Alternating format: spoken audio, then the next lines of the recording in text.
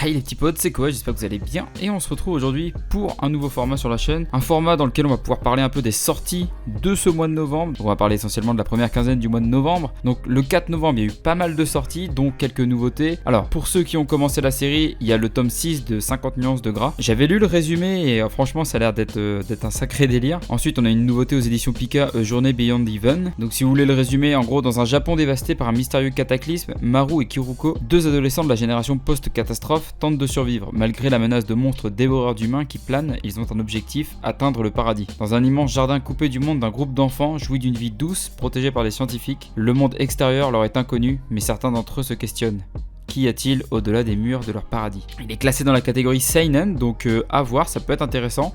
Je trouve que le délire, on est enfermé entre quatre murs, on sait pas ce qu'il y a au-delà des murs. Ça ressemble quand même un peu à Shingeki no Kyojin, donc à voir ce que ça donne. J'essaierai peut-être de lire les quelques premiers chapitres. Ensuite on a Ariane, l'Empire Céleste, le 7ème volume, Bakemonogatari le 9ème, Black Clover le 25ème, Black Shadow le tome 5, Chainsaw Man le tome 5. Ensuite on a Shia Furu, volume 33, Coffee and Vanilla, Dragon Ball Super le tome 12 que j'attends également, Eden Zero le tome 11, Entre Ciel et Terre le tome 3, Fairy Tail Blue Mistral volume 3, Fairy Tail City Hero volume 3, j'ai l'impression qu'il y a des spin-offs de partout de Fairy Tail, c'est l'enfer les gars, Freya l'ombre du prince volume 4, L'imprimerie des sorcières volume 4, L'Oxalis et l'or volume 2, La courtisane d'Edo le volume 12 qui est également le dernier tome au passage, La fille du temple au chat le volume 9 qui est également le dernier tome, Le dragon et la nonne le tome 3, Le puissant dragon vegan volume 2, rien que le titre m'a fait rire, Les chaventures de Tai et Mamisu aux éditions Nobi Nobi, Marie-Antoinette volume 1 et Mozart volume 1 qui sont toutes les deux des nouveautés des éditions Nobi Nobi. On a également Men's Life qui est une nouveauté de chez Pika Édition. D'après le résumé, on a là une histoire où un frère et sa sœur vont en quelque sorte échanger leur vie et ça risque de donner quelques situations cocasses je pense. Ça me fait un peu penser à Dans l'intimité de Marie, sauf que bon c'était pas un frère et sa sœur là, mais vous voyez un peu le délire, les échanges de corps etc. Ça fait un peu aussi le même délire que Your Name. Après je dis pas que c'est similaire hein, les gars, je dis juste que dans le style on a échangé nos corps, ça s'en approche quand même pas mal. Après là ils échangent pas vraiment leur corps, ils échangent juste leur vie, leurs habitudes, donc c'est quand même bien différent. À voir, ça peut être intéressant. C'est terminé en 4 tomes au Japon. Si ça vous tente et que vous les achetez, n'hésitez pas à me donner vos retours en commentaire. Et puis voilà. Ensuite, il y a le volume 12 de Mushoku Tensei, Nos précieuses confidences, le volume 4, Nyankees, le volume 4, Romeo vs Juliette, le volume 10, Sensuel Dilemme, le volume 4, une nouveauté, Shinotori, les ailes de la mort. Et au vu de la cover, les gars, ça a l'air quand même très creepy. C'est aux éditions Kaze. C'est terminé en 3 tomes au Japon. Donc à voir. Lorsque l'avion dans lequel Kuro, un criminel en transit, est détourné par 2 hommes masqués, tout bascule. Alors que les terroristes s'enferment dans le cockpit avec une fillette, Kuro neutralise le policier en charge de son transfert et se précipite pour porter secours à l'otage. Mais lorsqu'il entre dans le poste de pilotage, une scène d'horreur s'offre à ses yeux. Une monstrueuse créature ailée vient de massacrer et de mutiler tous ceux qui s'y trouvaient. Seul l'enfant est encore en vie, la liberté est à portée de main, mais pour survivre, Kuro devra payer le prix fort. Ça peut être intéressant sachant que ça va être une série en 3 tomes. À voir, j'aime bien les seinen, moi un peu drame, horreur. Donc je me laisserai peut-être tenter. Et puis bon, franchement la cover a fait quand même quelques frissons dans le dos, je vais pas vous le cacher. Ensuite il y a le tome 2 de So I'm a Spider, So What, le tome 2 de The Alexi Empire Chronicle, The Outsider, le volume 1, donc qui est une réédition de Tanabe-gu. Pour le coup, si vous connaissez pas Tanabe, il est quand même connu pour avoir retranscrit pas mal d'œuvres de l'écrivain américain Lovecraft, qui était un spécialiste de l'horreur et de la science-fiction dans ses écrits. Et du coup, Tanabe a retranscrit quand même pas mal de ses œuvres en version manga, avec L'appel de Cthulhu, Dans l'abîme du temps, Celui qui hantait les ténèbres, Les montagnes hallucinées, et j'en passe. Donc là, ce serait plutôt un recueil où on retrouverait du coup une histoire de Lovecraft, une de Tchekhov et une de Gorky. Il me semble qu'il y a également une 4ème histoire à l'intérieur, mais je vais pas trop m'avancer, je verrai ça quand je l'aurai dans les mains. Mais moi ça me tente bien du coup d'avoir 4 histoires en un seul bouquin. Et voilà, je vous ferai peut-être mon retour dès que je l'aurai acheté. Si vous êtes amateur d'horreur, je pense que ça peut vous plaire. Ensuite on a le tome 9 de Tokyo Revengers que je n'ai toujours pas commencé. Et les gars, je vous promets, je vais commencer. Je vous promets, là je peux pas là, mais bientôt. Vampire de Midori volume 3, Why Nobody Remembers My World, le volume 5, Halpi the Soul Sender, le volume 2, Beastars, le volume 13, Danganronpa 2, le volume 3, qui est au passage le dernier tome, Dead Company 2 que j'attendais, aux éditions Kiun et toujours par Yoshiki Tonoga, et donc celui qui avait fait Doubt, Judge, Secret, Everyday is a Good Day, volume 1, aux éditions Akata, qui au passage c'est une nouveauté, donc là on est sur un yaoi très clairement les gars.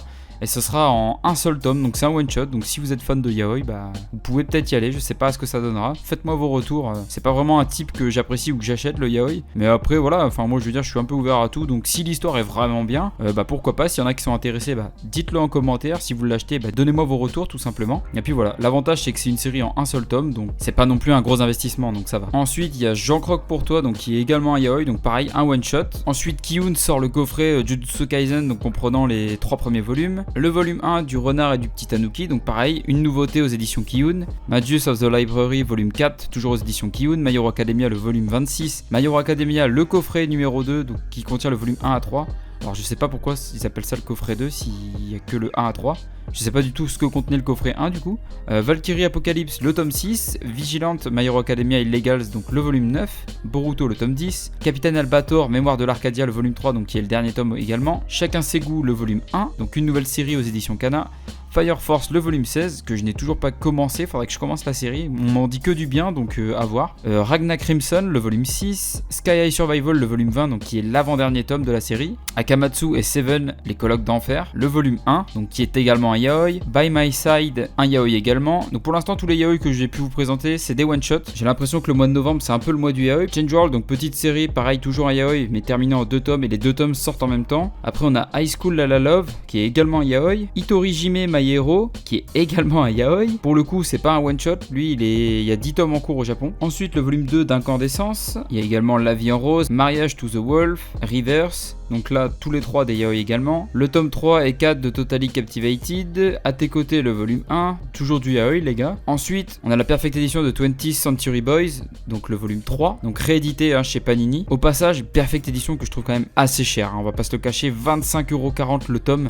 C'est quand même très cher. Angel Earth, donc l'édition double, le volume 13. Blue Flag, le volume 7. Demon Slayer, le tome 13. Au passage, Panini sort 2 coffrets. Donc le coffret pour les tomes 1 à 3 et les tomes 4 à 6. Le tome 15 de Hansen, le tome 5 de Full Metal Alchemist, donc la Perfect Edition. Toujours dans Full Metal Alchemist, ils sortent aussi le guidebook. Hippo, le volume 5 de la saison 6. Keijin Raijo, le volume 3. Les Chroniques d'Asfareo, le volume 3 également. Père Fouettard Corporation, le volume 4. Le nom m'a bien fait rire. Pour le coup, je connais pas du tout. S'il y en a qui ont commencé la série, dites-le moi en commentaire, ça m'intéresse également. Juste le nom m'a fait rire en fait. Senseiya Next Dimension, le mythe d'Hadès, volume 1 à 3, donc un coffret chez Panini. Sayuri, le volume 1, une toute petite série type Seinen, en seulement 2 tomes chez les éditions Omake Books. Secret Innocent World, le tome 2 et qui est également le dernier tome, donc petit shoujo en seulement 2 tomes. Shinobi Gataki, le volume 5 qui est le dernier tome. Silver Wolf, Bloodbone, le volume 11 chez Kurokawa. Spy Family, volume 2 chez Kurokawa également. Vampire Knight, le coffret du tome 1 à 3. Nine Lives Man, un amour à sens unique, le volume 1 aux éditions Mao. Le résumé m'a un peu intrigué et peut-être que je lirai 1 ou 2 chapitres, faudra voir. Depuis l'âge de 14 ans, Ziyang a des sentiments pour sa camarade Quing.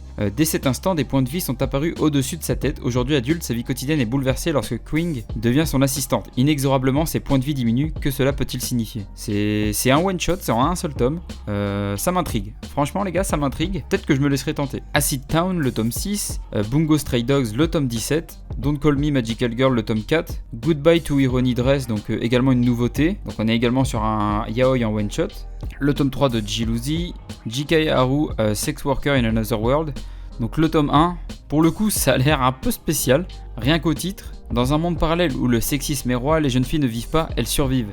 Haru Koyama, lycéenne tout à fait lambda, va voir sa vie basculer suite à un violent accident. Ce n'est qu'en rouvrant les yeux qu'elle va se rendre compte qu'elle n'est plus du tout chez elle. La voilà projetée dans un autre monde régi par un système patriarcal. Ne possédant aucune stat particulière, la jeune fille se retrouve à devoir travailler au Chat Bleu Nocturne, un bar aussi connu pour être une maison de passe où chacun peut assouvir ses fantasmes. Ça a l'air quand même très spécial, je sais pas du tout si c'est pour public averti, mais je pense, enfin après je sais pas s'il y a beaucoup de scènes de nudité et si c'est censuré. Ensuite, Konosuba Soit béni monde merveilleux, le volume 4, Monster Musume, le volume 13, OSE Overcome Survival Experience, le volume 2, Octave, le volume 5, Pinsaro Sniper, le volume 3 qui est le dernier tome, et pour finir pour cette première quinzaine, le dernier tome, Steel Seek, donc qui est également une nouveauté aux éditions Taifu Comics, et qui est un Yuri terminant en 3 volumes. Donc voilà pour la première quinzaine de novembre les petits potes, j'espère que cette vidéo vous a plu. En faisant cette vidéo, moi ça me permet en même temps de voir de nouvelles séries, d'en découvrir de nouvelles, et puis pourquoi pas me laisser tenter. Après je vous le cache pas, je vais pas démarrer des nouvelles séries si elles ont 50 tomes ou quoi, mais là j'ai vu qu'il y avait un ou deux petits one shot qui avaient l'air pas mal. En vrai vrai un one shot ça nous engage pas vraiment sur la durée étant donné qu'il y a qu'un tome. Bon, un tome de plus ou de moins ça devrait pas trop aggraver le problème de place que j'ai chez moi. Puis ça peut permettre de découvrir d'autres mangaka, donc voilà, je pense que je vais peut-être me laisser tenter pour un ou deux one shot là que j'ai dû citer un peu plus tôt. Dites-moi en commentaire si vous voulez que tous les 15 jours ou une fois par mois on fait le récapitulatif de toutes les sorties qu'il va y avoir sur le mois ou justement pour la quinzaine. Parce que bon, si je fais tout sur le mois, ça risque de faire une vidéo très très longue. Ou alors je peux faire une sur le mois, mais du coup je sélectionne que quelques mangas. Et dans ce cas-là, bah il y a peut-être d'autres œuvres qui vous auraient intéressé et que je n'aurais pas cité. Donc je pense que ça peut être intéressant de vous présenter un peu les sorties entre le 1er et le 15. Et entre le 15 et le 30, 31 quoi. Faites-moi vos retours en commentaire les petits potes. Pensez au petit like, pensez au petit abonnement si la vidéo vous a plu, si la chaîne vous plaît, si le contenu vous plaît en général les gars. Je vous fais des bisous, je vous dis à la prochaine. C'était Koa. Allez, ciao ciao.